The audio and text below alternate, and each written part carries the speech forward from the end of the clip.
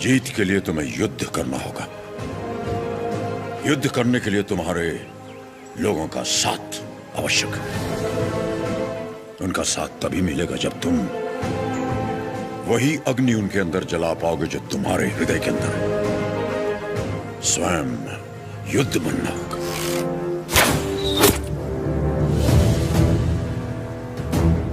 तुम्हारा शस्त्र ये नहीं, तुम्हारा शस्त्र है ये।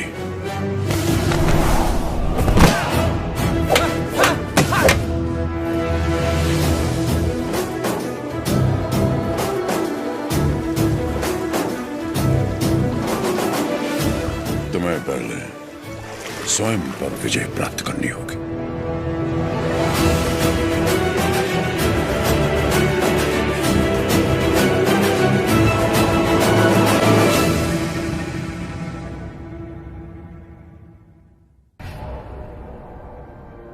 सबसे पहले ईस्ट इंडिया में ब्रिटिश कानून लागू किया जाए। छोटे इलाकों से शुरू करके धीरे धीरे समय के साथ पूरे इंडिया में इसे फैला दिया जाए। मौजूदा टैक्स 300% बढ़ा दिया जाए। और इस तरह ब्रिटिश साम्राज्य ने भारत पर कब्जा कर लिया। वो बड़े अफसर जिनका अकेला मकसद भारत को लूटना था, उन्हें ऊंची कुर्सियों पर बिठाकर हमारे देश भेज दिया गया।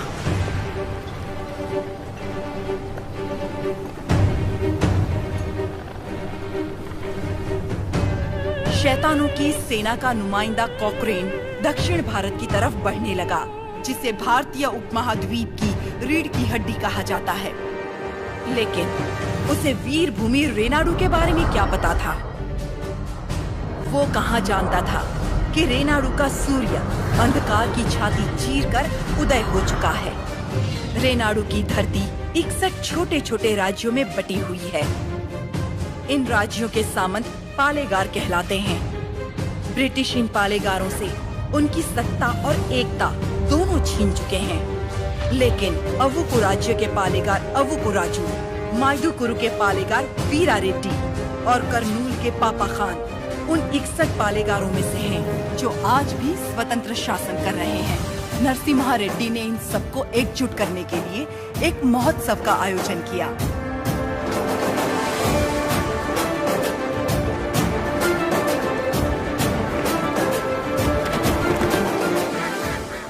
स्वामी, मेरा बेटा नरसिम्हा अंग्रेजों की इच्छा के विरुद्ध ये महोत्सव कर रहा है। क्या वो सफल होगा? नरसिम्हा रेड्डी कोई आम आदमी नहीं है। वो पृथ्वी पर एक लक्ष्य लेकर जन्मा है। एक हाथ में तलवार और दूसरे हाथ में वेद के साथ उसका पालन हुआ है। उसे अब कोई नहीं रोक सकता।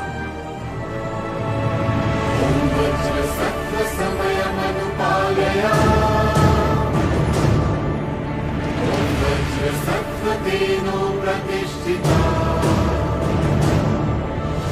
विद्रोही में भवः शुतोषो में भवः।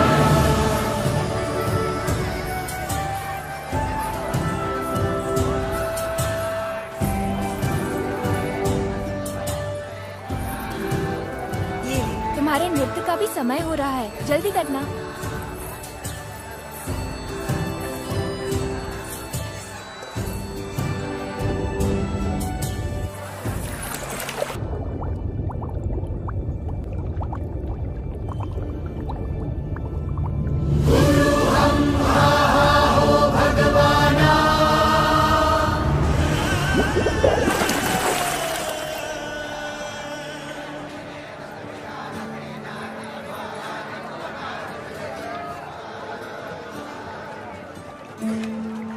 क्या हुआ बेटी? हाँ, स्वामी जी, अंदर कोई है?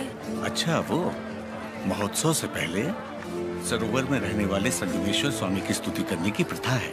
हाँ, लेकिन इतनी देर पानी में? जल में सांस रोकने की विद्या जानने वाले एक महापुरुष हैं, मज्जारी नरसिम्हा रेड्डी जी।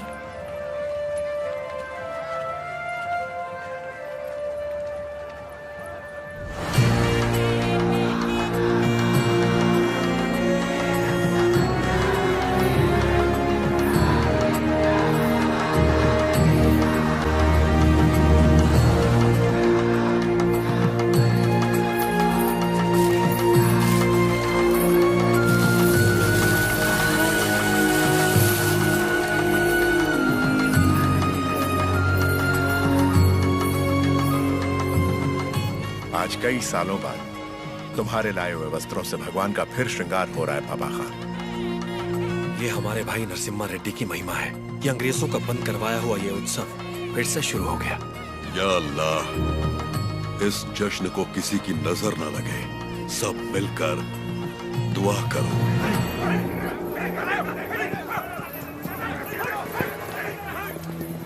मैं इसे होने नहीं दूंगा।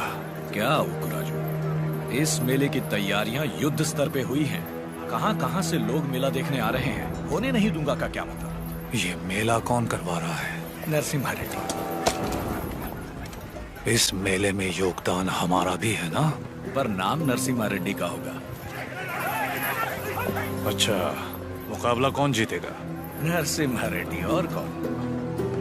और हम जीत जाए तो भी सब नरसिम्हा रेड्डी की जयकार करेंगे कि उसने इतना निष्पक्ष मुकाबला करवाया। यानी जीते कोई भी जयकार उसी की होगी। क्या ये सही होगा बसी रेड्डी? तो नहीं जीतेगा। अपने आदमी को देखो वहाँ, वो नशीली दवा बैलों को पागल कर देगी।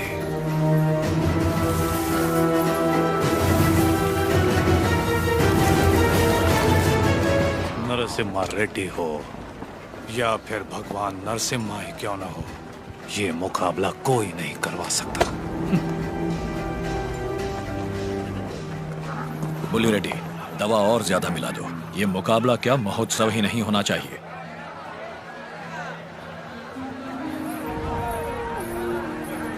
लक्ष्मी, सुनो तो, किसे ढूंढ रही हो?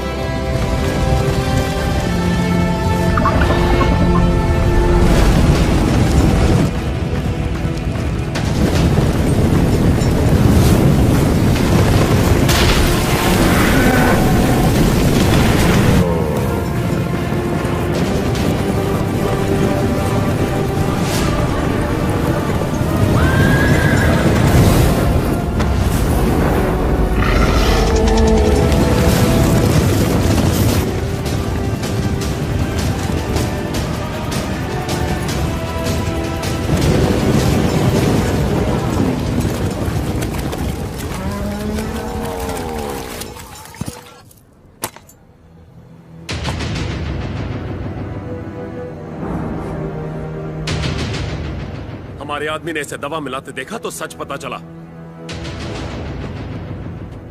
अरे जो हो गया सो हो गया, कोई अनहोनी तो नहीं हुई ना। भूल जाओ, सब कुछ ठीक है।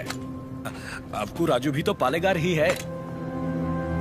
चलो छोड़ो, अब जाओ सब, ये उनकी खानदानी दुश्मनी है, सब जानते हैं। तमाशा खत्म। रुक जाओ।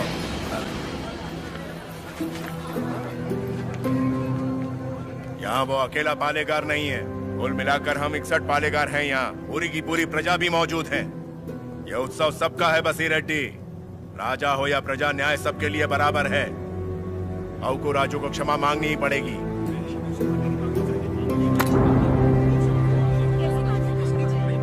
सब चुप क्यों हैं? पिताजी न्याय की बात कर रहे हैं, इन्हें क्षमा मांगनी ही चाहिए। हाँ हाँ, क्षमा तो मांगनी ही चाहिए। क्षमा मांगनी ही चाहिए। एक पालेगार क्षमा कैसे मांगेगा?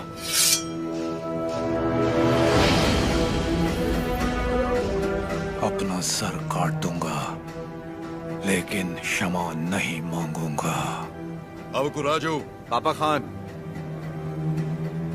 माना कि अवकू राजू ने अपराध किया है, लेकिन ये पालेगार हैं 70 गांव के। ये तो सब जानते ही हैं कि इन्हें मुझसे नफरत है, और यही नफरत इस अपराध का कारण भी है। लेकिन ये अपनी प्रजा से प्रेम करते हैं, और प्रजा पर इनके कई उपकार भी हैं, तो उनकी खातिर इन्हें हम क्षमा कर देते हैं।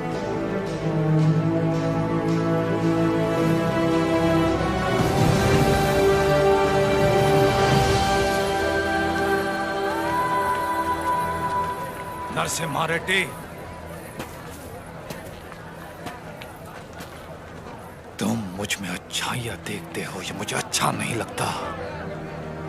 ये मेरी ईर्ष्या नहीं, मेरा स्वाभिमान है नरसिम्हा रेड्डी।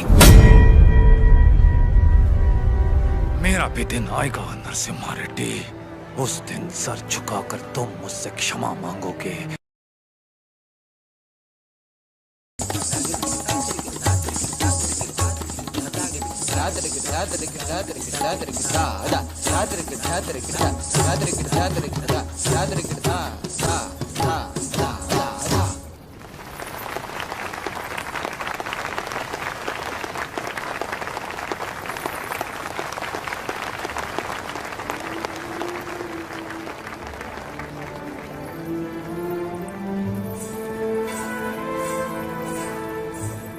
अद्भुत। हम जानते हैं। लक्ष्मी जी, लोगों के हित के लिए क्या आप अपनी कला को नए अंदाज में प्रस्तुत नहीं कर सकती? ये लक्ष्मी सिर्फ देवताओं के लिए नाचती है, उन्हीं के लिए गाती है, आम मनुष्यों के लिए नहीं। भगवान भी तो इंसान के लिए ही है ना। लोगों को जगाने के लिए अपनी कला को थोड़ा सा बदल लीजिए, फिर देखिए कितना निखार आ जाएगा।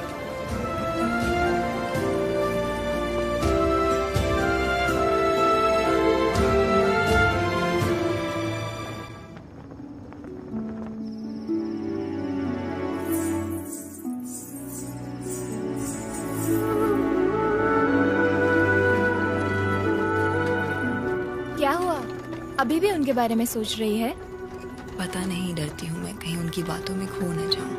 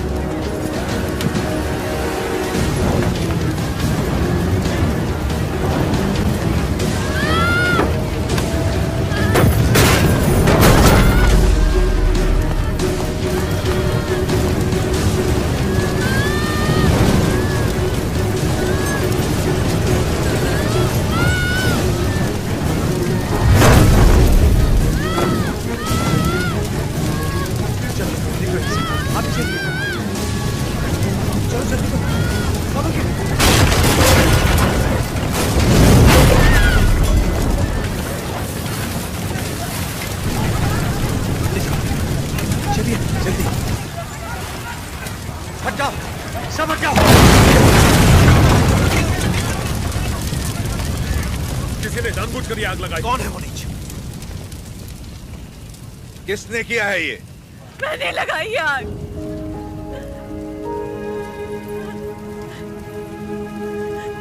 मैंने लगाई। जिस घर में तुम दीप जलाती थी उसी घर को तुमने जला दिया? तो और क्या करती? कभी हम राजाओं की तरह रहते थे, अंग्रेज आए और इस भूमि को दरिद्र कर दिया। उसमें 2 साल हो गए हमें सूखे की मार सहते। किसी तरह हमने आधी अधूरी फसल उगाई, वो भी अंग्रेज लगान के तौर पर उठा ले गए। अब तक तो मैं किसी तरह बच्चों का पेट पालती रही, लेकिन अब मेरा बेटा चोरी पे उतर आया है। इससे बड़ी शर्म की बात और क्या हो सकती है? जो हाथ देने के लिए उठे थे उन्हीं को चोरी करता हुआ नहीं देख सकी मैंने सोचा अपमान के जीवन से सम्मान की मौत अच्छी।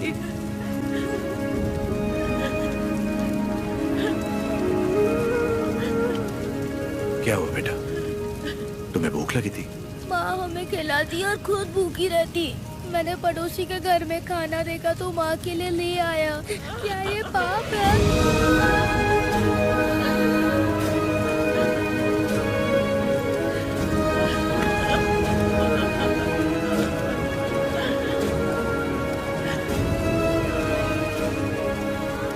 बड़े भैया, वियालावाड़ा और नौसम किले के गोदामों का अनाज बैलगाड़ियों में भर के ले आइए। आज से रेनाडू की इस धरती पर कोई भूखा नहीं सोएगा। बांट दीजिए सब में, जैसा तुम कहो।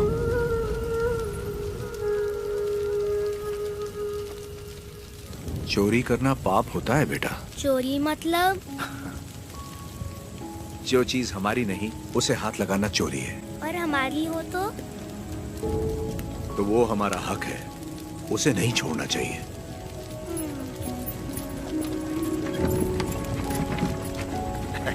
रेड्डी जी, आपने मुझे बुलवाया?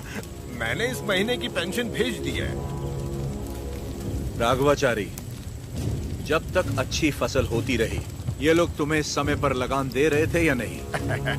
बिल्कुल दे रहे थे सरकार। तो जाकर अपने मालिकों से कह दो, सूखे में लगान नहीं मिलेगा। क्या कहा? ये कहा कि अगले साल भी लगान नहीं मिलेगा।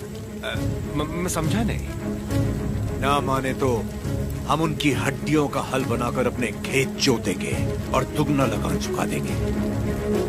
आफत आ गई तो? आने दो, मुझे उसी दिन का इंतजार है।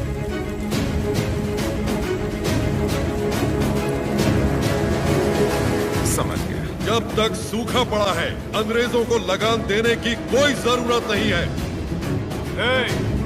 ये गाड़ियां नरसिम्हा रेड्डी को वापस भेज दो। हमारे गोदाम से अनाज निकालकर प्रजा में बांट दो। मैं अपने लोगों को नरसिम्हा रेड्डी की तरह अंग्रेजों को लगान देने के लिए मना नहीं कर सकता। मैं भी नहीं कर सकता। मैं भी नहीं कर सकता। मैं भी नहीं कर सकता। वीरा रेड्डी, एक पालेगार दूसरे पालेगार के इलाके में दखल ना दे। चलिए पिताजी, हमारी जागीर का फैसला हम खुद करेंगे। हम रहेंगे नरसिम्हा रेड्डी के साथ। चलिए।